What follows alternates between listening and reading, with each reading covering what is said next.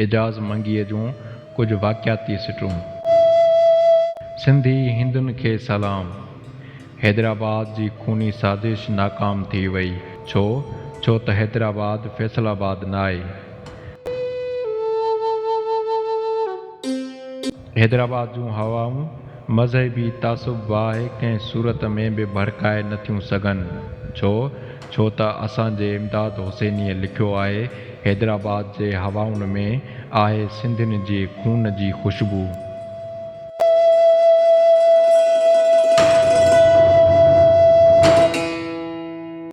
ऐं चवां थो ऐं पूरे यकीन सां चवां थो, हैदराबाद जा न सिर्फ़ सिंधी पर उर्दू भाइर बि पंहिंजे मिज़ाज में सेक्युलर सिंधी आहिनि।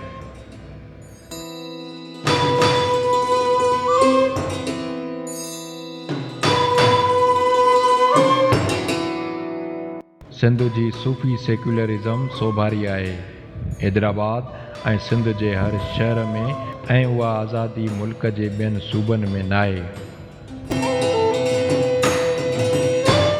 सिर्फ़ ऐं सिर्फ़ सिंध में आहे। छो त सिंधियुनि जे लहूअ में लतीफ़ आहे, सचल आहे, सामी आहे, अयाज़ आहे, इमदाद आहे।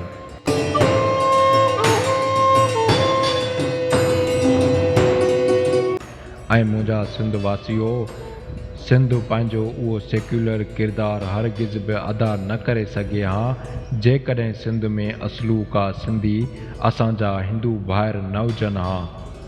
सिंध जे हिंदू भाइरनि खे सलाम।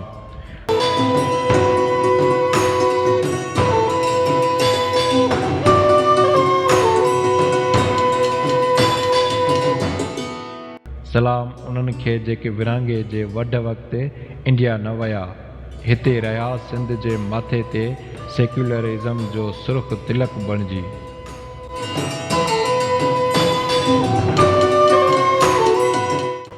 सलाम हिकु न पर सहसे सलाम।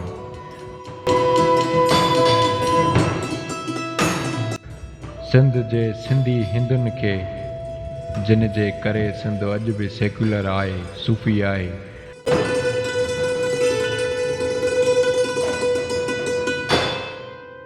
सिंध जा हिंदू असांजो रतु आहिनि।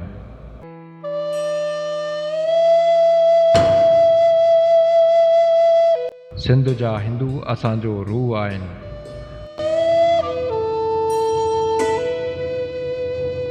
सिंध जा हिंदू सिंध जी सींध जो सिंदूर आहिनि।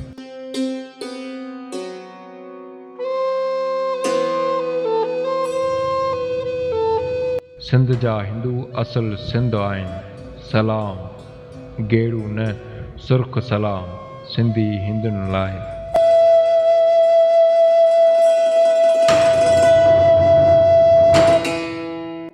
सिंधी हिंदुनि खे सलाम।